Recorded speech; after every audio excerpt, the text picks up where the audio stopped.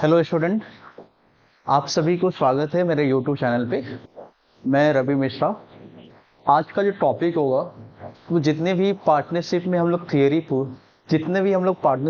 पढ़े थे वो सारा का सारा मैं रिकॉल करवाऊंगा विथ उस थियरी पे बेस्ड जो क्वेश्चन होता है, जो एमसीक्यू बिहार बोर्ड से रिलेटेड होता है या सीबीएसई से जो भी रिलेटेड होता है, मैं वो सारा आज आपको करवाऊंगा। इसीलिए आज का जो पॉइंट है कि हम लोग क्या पढ़ने वाले हैं, तो सबसे पहले what is meaning of partnership हम लोग पढ़ेंगे कि पार्टनरशिप क्या होता है। देन उसका फीचर्स कि पार्टनरशिप का फीचर्स क्या है। उसके बाद हम लोग पढ़ेंगे कि पार्टनरशिप डीड क्या है और डीड में क्या क्या कंटेंट, क्या क्या शब्द लिखा रहता है, हमको वो भी पढ़ना है। देन उसके बाद हम लोग पढ़ेंगे राइट क्या होता है किसी भी पार्टनर का। उसके बाद हम लोग पढ़ेंगे rules regarding in case of partnership deed silent. और इसी पे जितने भी बिहार बोर्ड का एमसीक्यू है, theory based of fundamental of partnership, सारा हम लोग एक 1 to 1 करते करते उसको सारा का सारा सॉल्व कर लेंगे। ठीक है, मतलब एक एक करके हम लोग क्या करेंगे, सारे क्वेश्चन को हम लोग 1 to 1 सारे क्वेश्चन को हम लोग क्या कर लेंगे, सॉल्व कर लेंगे। तो सबसे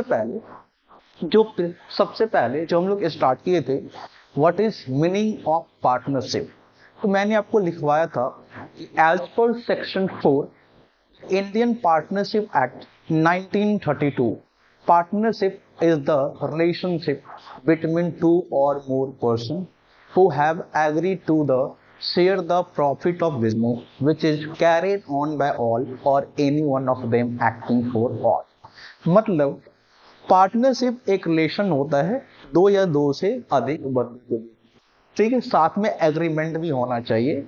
ये सारा कंटेंट जो होता है वो फीचर्स ऑफ पार्टनरशिप है। तो आप लोग को फीचर्स याद रखना है, बस इतना ही बोल देना। As per section 4 the Indian partnership act 1932, partnership relationship between person who have agreed to the share the profit of business which is carried on by all or any one of them acting for all. उसके बाद जो हम आपको बताए थे कि feature जो partnership का था, उसमें पहला था टू और मोर पर्सन। पहला फीचर टू और मोर पर्सन। दूसरा मैंने आपको बताया था आपका कि एग्रीमेंट होना चाहिए, एग्रीमेंट बिटवीन पार्टनर्स। ठीक है, तो पहला फीचर बताया था टू और मोर पर्सन, दूसरा बताया था एग्रीमेंट। उसके बाद तीसरा मैंने आपको ये बताया था शेयरिंग शेयरिंग ऑफ प्रॉफिट होना चाहिए। उसके बाद चौथा मैंने आपको ये बताया था कि existence of business existence of business for profit motive. ये मैंने आपको चौथा फीचर्स बताया था। उसके बाद पांचवा बताए थे लॉफुल बिजनेस। मतलब जो आप बिजनेस कर रहे हैं वो इलीगल नहीं होना चाहिए। मतलब लॉफुल बिजनेस का मतलब वो किसी इलीगल बिजनेस नहीं होना चाहिए, अनलॉफुल नहीं होना चाहिए। ठीक है, जैसे अगर बिहार में आप वाइन का अगर आप बिजनेस कर रहे हैं तो वो लॉफुल नहीं होगा। अगर बिहार में आप किसी अल्कोहल वगैरह का आप क्या कर रहे हैं, बिजनेस कर रहे हैं, तो उसका बिजनेस लॉफुल नहीं होगा, क्योंकि यहाँ पे गवर्नमेंट उसकी रिस्ट्रिक्शन डाला है कि इस टाइप का बिजनेस आप नहीं कर सकते हो। तो पहले हमने फीचर देखे पार्टनरशिप का, partnership relationship between person who have agreed to the share the profit of business which is carried on by all or any one of them acting for all. फिर मैंने आपको बताया कि पार्टनरशिप का जो features होता है टू और मोर पर्सन, साथ में एग्रीमेंट होना चाहिए, शेयरिंग ऑफ प्रॉफिट भी होना चाहिए। उसके बाद existence of business for profit motive. मैंने इसमें बताया था कोई दो पर्सन मिलके कोई ऐसा बिजनेस कर रहा है जो चैरिटेबल पर्पस के लिए है, तो वो पार्टनरशिप में काउंट नहीं होगा। उसके बाद लॉफुल बिजनेस, जो आप बिजनेस कर रहे हैं वो लॉफुल होना चाहिए। उसके बाद छठा जो पार्टनरशिप का फीचर्स है वो है आपका प्रिंसिपल। ठीक है, प्रिंसिपल एंड एजेंट रिलेशनशिप। ठीक है, प्रिंसिपल एंड एजेंट रिलेशनशिप। उसके बाद सातवां जो है आपका, याद रखिएगा, बताए थे अनलिमिटेड लैबोरेटरीज।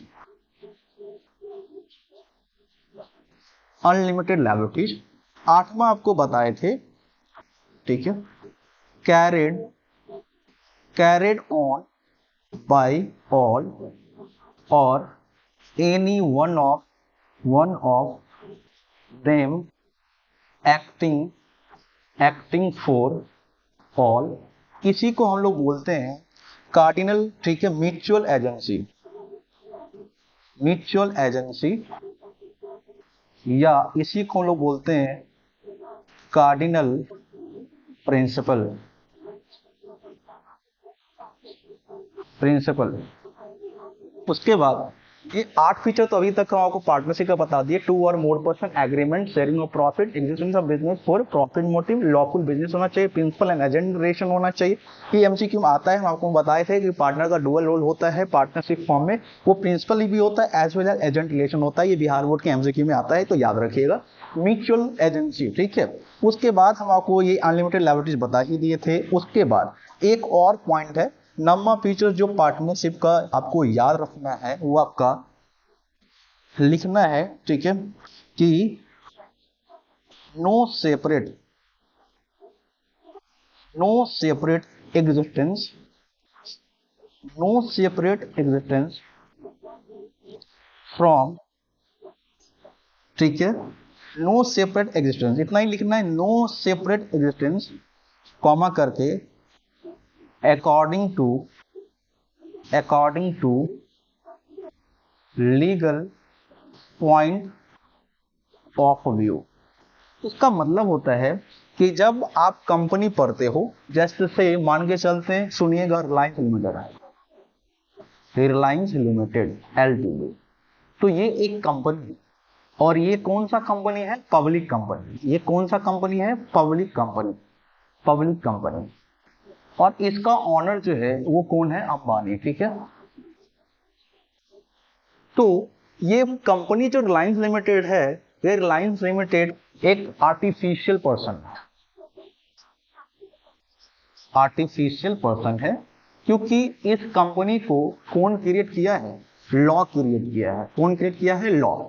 तो नॉर्मली कंपनी और कंपनी का ऑनर दोनों सेपरेट एंटिटी होता है, मतलब दोनों अलग अलग बंदा होता है। कंपनी आपका आर्टिफिशियल पर्सन होता है और अंबानी जो है ये आपका नेचुरल पर्सन होता है। कौन सा पर्सन? नेचुरल पर्सन, याद रखिएगा, ठीक है। मतलब कंपनी एक अलग बंदा और कंपनी का ऑनर एक अलग बंदा होता है, दोनों सेपरेट लीगल एंटिटी होता है। अगर इस केस में अगर ये रिलायंस लिमिटेड कोई डिफेक्टिव गुड सप्लाई किया किसी कस्टमर को और कस्टमर को उसे कुछ क्षति हो गया, तो वो कस्टमर आपको मुकदमा करेगा रिलायंस लिमिटेड पे, ना कि अंबानी पे, क्योंकि वहां पे सेपरेट एग्जिस्टेंस चलता है, सेपरेट लीगल एंटिटी चलता है। जैसे से मान के चलते हैं, एक है पीडब्ल्यू, फिजिक्स वाला पीवीटी लिमिटेड, पीवीटी एलटीडी, और इसका ऑनर है आपका अलक पांडे, ठीक है, अलक पांडे सर, अलक पांडे। अगर अब इस कंपनी के कारण किसी स्टूडेंट को कोई दिक्कत हुआ और वो अगर इस बात को कोर्ट में प्रेजेंट कर रहा है, तो वो मुकदमा कर सकता है फिजिक्स वाला पीवीटी लिमिटेड पे, ना कि मुकदमा कर सकता है अलक पांडे पे।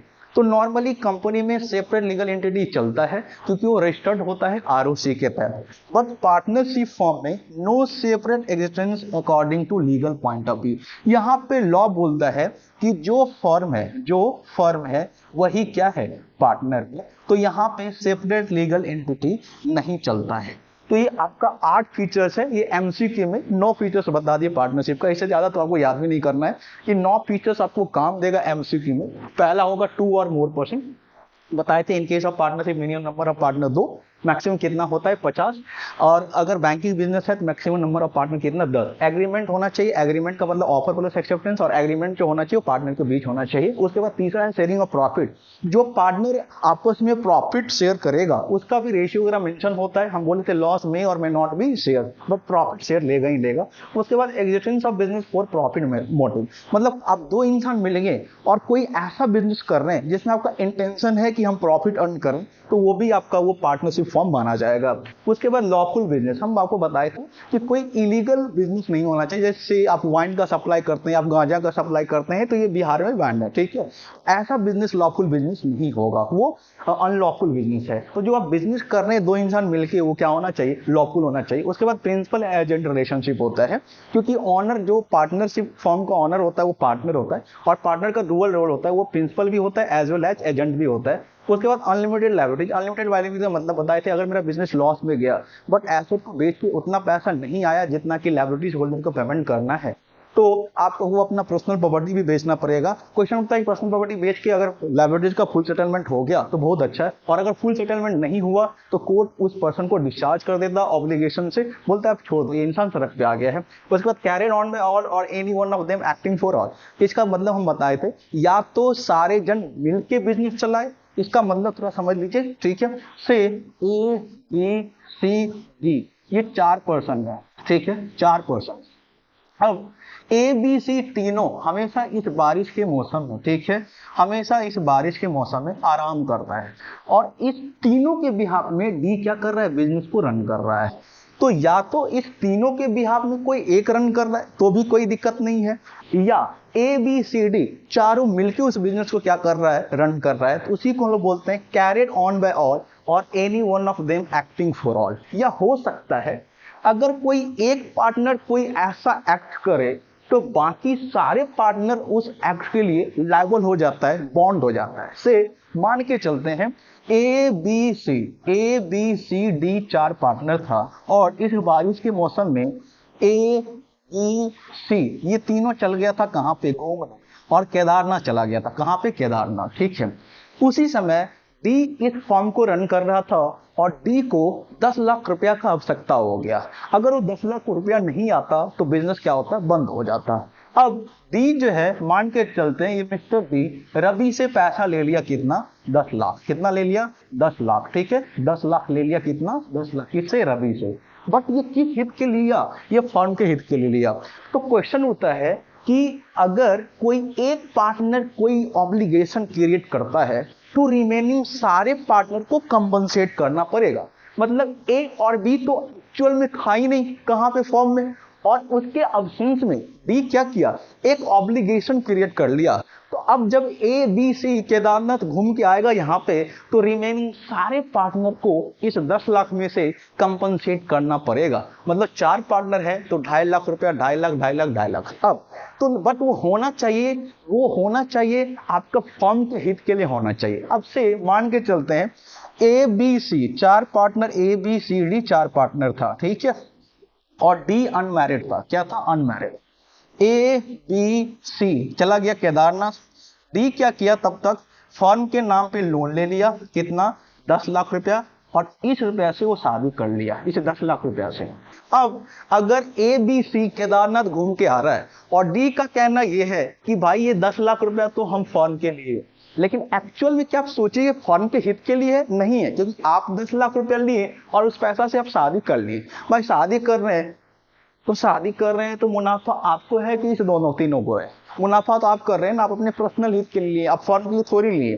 तो इस 10 लाख में ए बी सी एक भी पैसा कंट्रीब्यूट नहीं करेगा, एक भी पैसा कंपनसेट नहीं करेगा। इसलिए नहीं करेगा क्योंकि एक ऐसा ऑब्लिगेशन जो फर्म के हित के लिए है ही नहीं, उसमें रिमेनिंग पार्टनर लायबल नहीं होगा। उसी को हम बोलते हैं carried on by all or any one of them acting for all. इसी को बोलते हैं म्यूचुअल एजेंसी, कार्डिनल प्रिंसिपल। ये याद रखिएगा, बहुत इंपॉर्टेंट है। इसमें बोलिए कि या तो सारे पार्टनर मिलके फॉर्म चलाए या सारे पार्टनर के बिहाफ में कोई एक पार्टनर फॉर्म चलाए, बात सेम है।